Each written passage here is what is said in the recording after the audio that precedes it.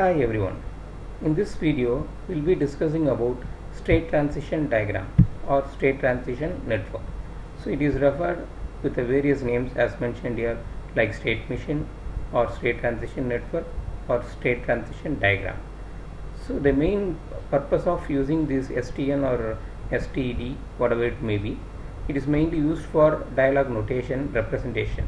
So before starting your interface design, we will be using any of these method to represent how my interface should act like how normally we write an algorithm before moving on to writing a program.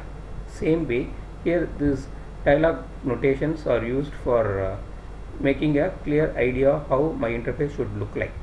So this STN is one of its kind. The various elements of STN are state, events, otherwise called as trigger, and the other one is transition. State is nothing but which is like it may have source or destination from where one state to it is moving to other state, or maybe if I say like if you are selecting a particular menu by which when you click on a particular menu you will be taken to another dialog box. In the dialog box again you will be selecting another menu. So likewise you are moving from one interface to another or one object to the other. That is what we refer to as state. And what makes you to select any of the option, like maybe if you are working in a PowerPoint presentation, if you want to make a particular text to delete, then what I will do, I will be selecting the text, and after selecting the text I will be selecting any of the option. So that is what the events or what makes me to do that. In case if I am making a particular text bold, because it may be an heading, so that becomes a trigger in nature. And the process of moving from one state to another, we call it as a transition. Okay, next we will move on to what are the uses of using this STN. So it makes you to understand the system or subsystem in a simpler manner rather than seeing your entire system as a single one. So we will be subdividing an individual task into a simple small subtask, and it is also act as a dynamic aspects of your system. And as I told earlier, the events may be either internal or external. What I mean is internal is in case if I am talking about making use of an interface, it is purely based on the user to select a particular option, but the external factor is maybe due to network capacity or due to network congestion. Sometimes the response from the system may not be satisfactory. In that case a particular event may not happen. So we will use this simple real-time scenario to discuss how your state transition diagram is being used. Hope this simple diagram you would have seen in your normal school books. So it talks about the various states of water. So water normally will be in liquid state, then ice is in solid state, and vapor is in gas state. So based on heating water, it will become a vapor, that is it moves to gas state, or if the gas vapor, if it is being reduced by its temperature or by cooling down, it becomes a water. Or if I am going to freeze the water by lowering the temperature, it becomes ice. So I am not going to go in depth for all the definitions. So normally what happens is the object when it becomes moves from one state to another, as I told earlier. So either in this context it is the state of matter, whether how a gas changes into liquid or liquid changes into solid, that is how.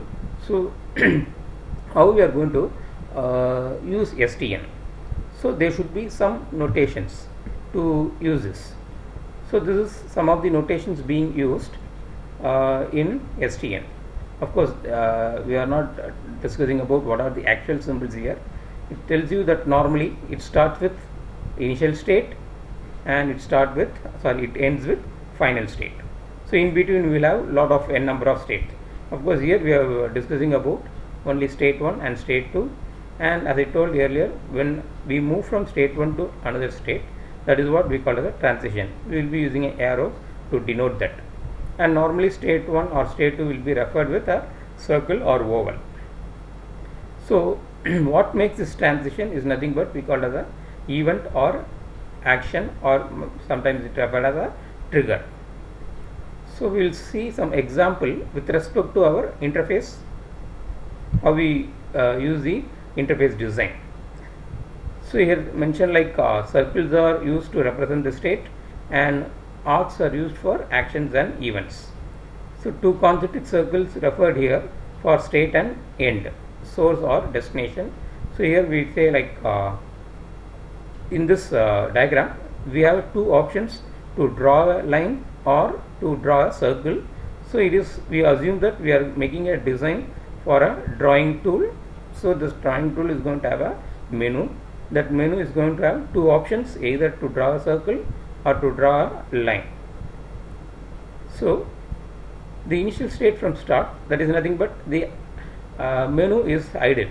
So whenever you open an application, you will be opening a new form or a new design, then that particular form is going to have contain nothing. So that is what the starting initial state.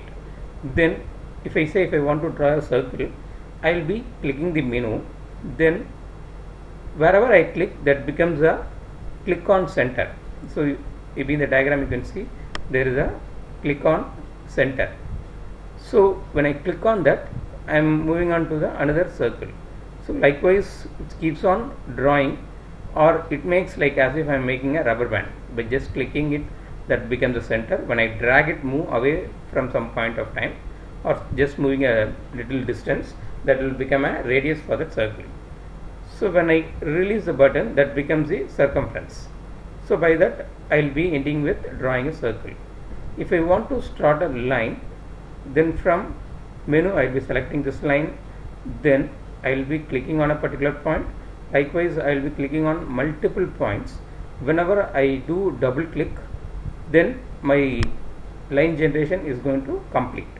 So double click makes my task to complete, that is drawing a line in this context. So this arc tells you that this state goes for a multiple time, like clicking on a point gives me a line. So next topic is about hierarchical transition.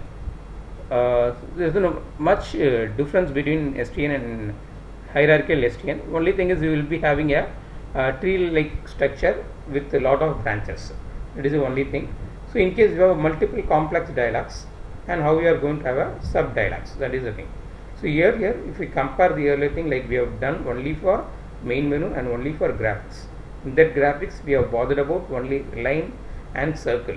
But imagine like if I am going to incorporate lot of graphics like rectangle or box or maybe a sphere, or like extending to 3D to 3 sorry 2D to 3D objects, then I may have lot of sub menus will be there. So again, in case I am bothering about text, where like modification of text to be like bold, italics or something else, or maybe some diagrams are already populated, then I want to draw certain things.